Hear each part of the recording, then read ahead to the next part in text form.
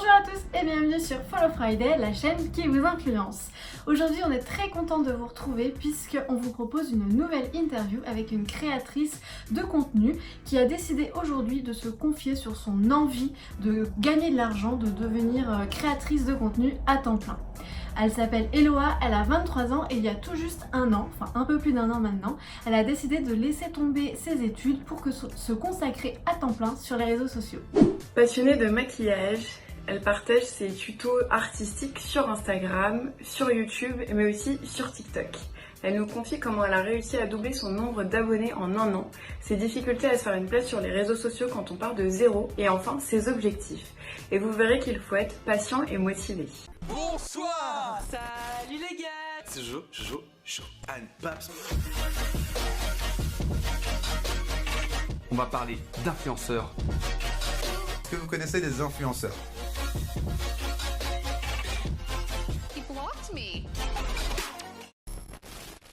Je m'appelle Eloa, j'ai 23 ans et maintenant ça fait depuis janvier 2018 que je me suis lancée sur Instagram. À la base, j'ai fait des études en langue et en tourisme, donc absolument rien à voir avec le maquillage et les réseaux dans lesquels je suis actuellement. Et il y a non, ça fait un an tout pile maintenant, j'ai décidé d'arrêter mes études pour me consacrer exclusivement au maquillage, au réseau, à la création de contenu, etc. Ça faisait un peu plus d'un an que j'avais commencé mes maquillages sur Instagram et je voyais que ça prenait un petit peu d'ampleur. Et en parallèle, je faisais mes études, donc un master en tourisme, et je me rendais compte que mes études, je les avais toujours fait par défaut parce que je me suis toujours dit qu'il fallait que je fasse des études et que ça serait une bonne chose de faire des études, mais elle me plaisait pas plus que ça. Donc, je me suis dit que c'était le moment pour arrêter, tout simplement. J'avais terminé ma première année de master et je me suis dit, bon, bah, pourquoi pas le faire maintenant? Si je le fais pas maintenant, est-ce que je le ferai un jour? Donc, je me suis lancée. Au tout début, c'était pas du tout une passion, j'étais même plutôt garçon manqué. Et en fait, avec l'adolescence, j'ai eu de l'acné et j'ai commencé à m'intéresser aux techniques de maquillage juste pour cacher mon acné. Au fur et à mesure, c'est devenu une passion. Et donc là, sur Instagram, mon message au fur et à mesure, ça a aussi été de me libérer de tout ce qui est retouche sur les photos, etc. Et montrer aussi qu'on peut faire du maquillage ou avoir d'autres passions sans s'arrêter aux problèmes de peau, à l'acné, etc. Donc voilà, moi c'est vraiment ce message que je veux faire passer aussi, c'est oui, c'est possible de faire du maquillage tout en ayant de l'acné et enfin, peu importe ce que les gens disent, on a le droit de faire ce qu'on veut, donc avec ou sans problème de peau.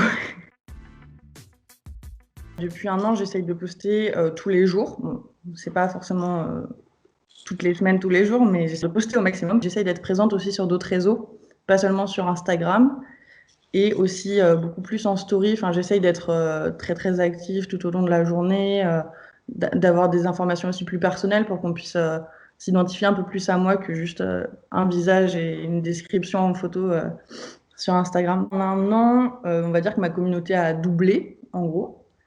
J'ai eu aussi pas mal de collaborations avec des marques et là, je commence juste à faire mon dossier pour devenir auto-entrepreneuse. Aujourd'hui, on se retrouve pour tester la gamme Dream Long de chez L'Oréal, qui est donc une gamme cheveux, je pense que vous l'aurez compris. C'est une routine spéciale longueur et donc chaque étape a sa petite spécialité. Au fur et à mesure, j'ai pris contact avec d'autres personnes sur Instagram qui faisaient un peu le même genre de contenu que moi.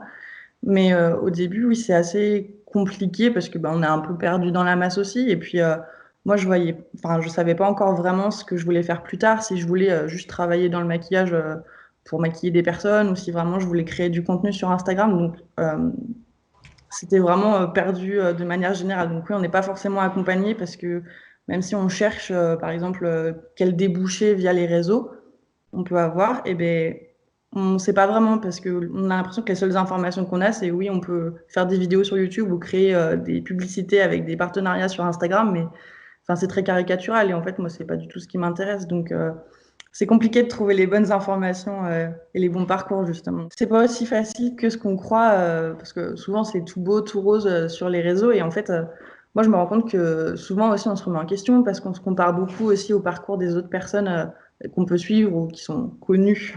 J'aime pas trop dire ça, mais qui sont plus suivies en tout cas sur les réseaux. Donc, oui, c'est compliqué aussi de se dire c'est bien ce que je fais et de garder confiance en soi sans se comparer toujours aux autres. Voilà, c'est un travail sur soi, on va dire, mais non, sinon c'est très positif quand même. Non, je suis très contente. Je m'affine dans le sens où je sais de manière plus précise ce que je veux faire aussi sur les réseaux. Je vois ce qui plaît à ma communauté, mais je vois aussi ce que moi je veux faire. Je vois que j'essaye d'améliorer ma qualité de contenu, d'améliorer mes montages, de me perfectionner dans tous les logiciels, les applications, etc.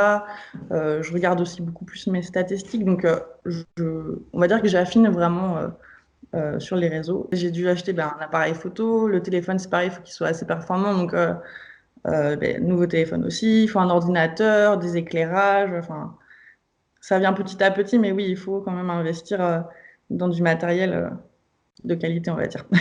Mes objectifs à plutôt court, moyen terme, on va dire, c'est de gagner ma vie vraiment grâce au réseau. Donc voilà, monter mon entreprise, pouvoir créer des contenus vraiment pour les marques. Et après, à plus long terme, donc admettons pour 10 ans, j'aimerais, pourquoi pas, collaborer avec des marques pour créer des produits. Voilà, je pense que ce serait vraiment l'objectif principal parce que je me vois pas vraiment lancer ma marque de maquillage. Je trouve que c'est un peu saturé déjà sur le marché. Donc voilà, je pense plutôt continuer à collaborer avec des marques mais de manière plus poussée. Et puis voilà, selon l'évolution des réseaux, je sais pas où on en sera dans 10 ans, mais voilà, on s'adaptera aussi. Dans sa dernière étude, Rich précise que seulement 15% des créateurs de contenu en France gagnent leur vie à temps plein sur les réseaux sociaux.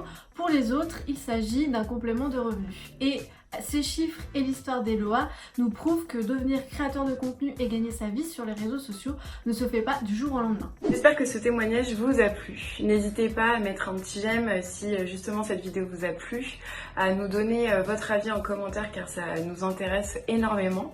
Et enfin, bien évidemment, à vous abonner à la chaîne pour nous aider à la développer. Et moi je vous dis à très vite. Salut!